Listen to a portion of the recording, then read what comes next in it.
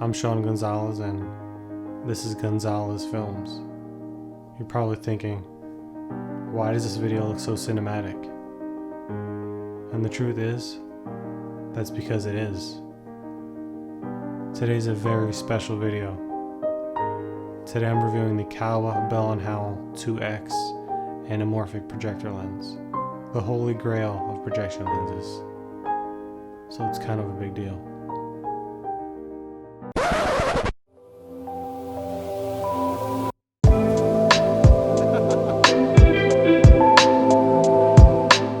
What's up guys, welcome back to my channel. I'm Sean Gonzalez and this is Gonzalez Films. Before I get started, I just want to say that I'm not getting paid to mention any of these items. Today I'm reviewing the Kowa Bell & Howell 2X anamorphic projector lens. The lens itself was made for projectors and not for filmmaking as we know it today. The brand Kowa is very well known in the filmmaking world, especially to anamorphic filmmakers, anamorphic enthusiasts, or anyone who uses anamorphic projection lenses. There's a couple different variants of this lens. They're built a little bit differently and design-wise. They look a little different, but they all have similar or the same type of glass. Not including the coatings, but I'll get to that in a minute. So it's not easy to find these lenses. When you do find them, they're pretty expensive. If they're in bad shape, then they're still pretty expensive because whoever is selling them thinks, again, they're selling gold. There could be chipped glass, or the body could be all beat up, and someone is still going to try to get a good $1,000, $1,200 out of it. That's the part that sucks about eBay.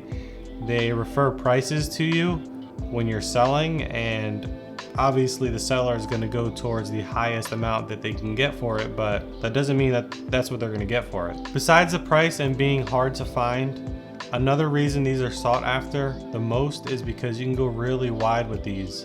Unlike all other projection lenses, mainly, you can go 58 millimeters, 55 millimeters, or if you're pushing it, maybe 50 millimeters with a little vignette, but you can go about 40, 45 millimeters. That's really wide with this lens, and lots of anamorphic shooters love to shoot wide. The front glass element is 52.7 millimeters and the rear is 42.7 millimeters.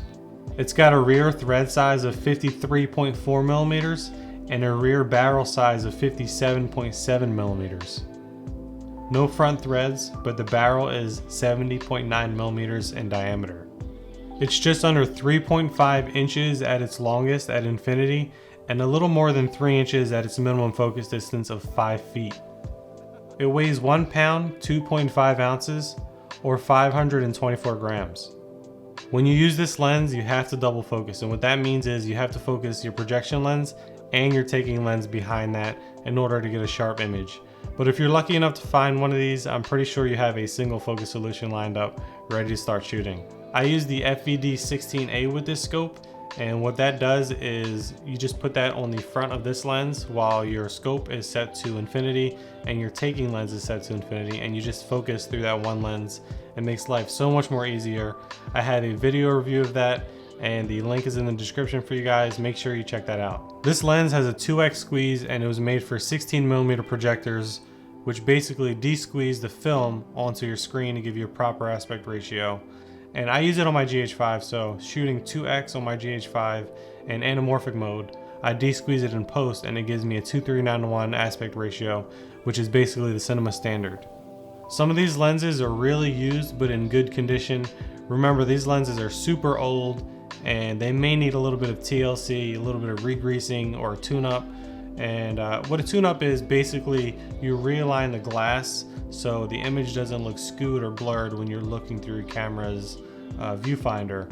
And there's a video on how to do that by a guy named Tito. I'll put the link down in the description for you guys. Make sure you check that out. Lots of great information. But remember, not all lenses need tuning, so be cautious if you're going to open up your lens. I'm going to say these lenses were from the late 60s to the late 70s. It's kind of hard to find any information on it because these things are so old, but I do know that they were made for 16 millimeter projectors, and no one uses 16 millimeter projectors anymore to project their film. Everything is done in post and digital on the computer, projected onto a big screen already de-squeezed. But that's basically when 16 millimeter film was popular back then. So I'm gonna go with the 60s and 70s. But I do know it was made in Japan because it says lens made in Japan on the lens. And I have the box over here. 2X anamorphic Bell & Howell, and it says lens made in Japan on the bottom. We have a serial number on the side. As you can see, it's held together by tape, which shows its age. So we're gonna say about 60s and 70s. The image quality with this lens is very sharp. It looks really good. It's got nice pronounced bokeh. It has that vintage character feel to it, unlike the Cinelux, which is also sharp with big glass. It lacks the vintage look that everybody goes for. But I have a video review of that lens in the description down below. But I think that's one of the reasons why this lens is superior, because it's got sharpness, got great bokeh, it lets in a lot of light. It's very small, you can go wide with it.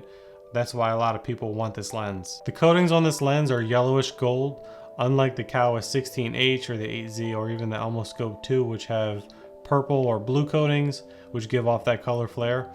I think the warm gold yellow look looks really nice. Since we're talking about flaring, I want to show you what this guy can do in terms of sharpness, image quality, bokeh, flare colors, and the overall look.